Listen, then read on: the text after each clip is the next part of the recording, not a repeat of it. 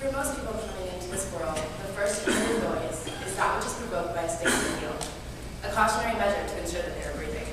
For me, this was never an issue. My mother always told me, with what I can only hope would be a trace of fondness, that I came out babbling and haven't shut up since. I'm a talker. I know not from where the spring of endless chatter comes, nor from whence seemingly endless reserve of topics repeats. I simply know that it is there within me. I make no apologies for who I am, and it is thanks to one crucial historical document that I don't have to.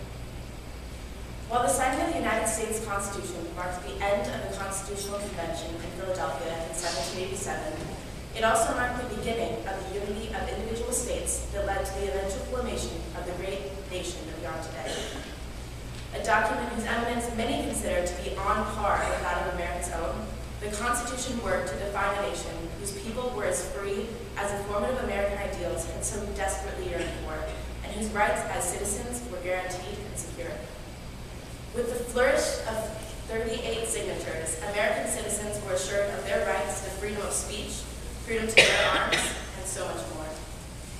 When I was asked to consider to what extent the Constitution was still relevant today, it occurred to me that even though my mind immediately erred toward the affirmative, I was not entirely sure on what grounds I faced my bias. After all, how could a document scrawled by hand over 200 years ago possibly prove itself relevant to a present so very different than the circumstances in which it had been written? It was then that it occurred to me that perhaps the circumstances of our nation then and now weren't so different after all. American society 200 years ago was the same oxymoron of a constant variable as American society today.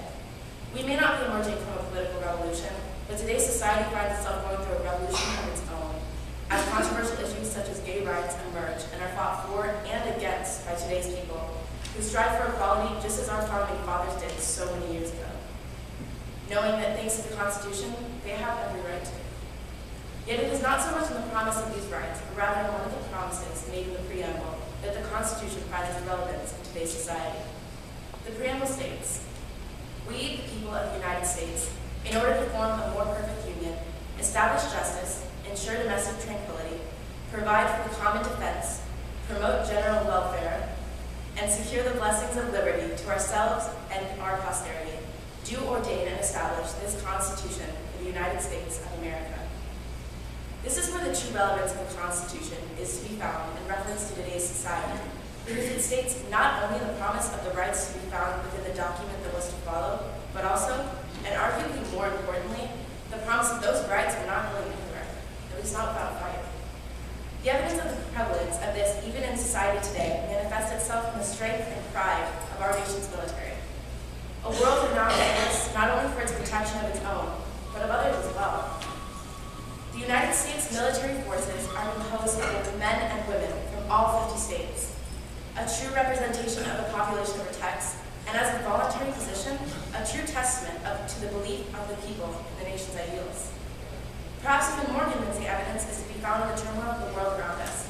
Nations hosted genocides and void of just representation surround us, yet America and its people stay strong under the defense of its nation's finest. As we are moving through the turbulence of issues in today's society, I cannot help but think of the importance implied by our guaranteed rights and freedoms as American citizens. The United States Constitution is perhaps more relevant now than ever before, and it is due to the fight and determination of the men and women who compose our U.S. military forces that we truly owe our thanks. God bless America.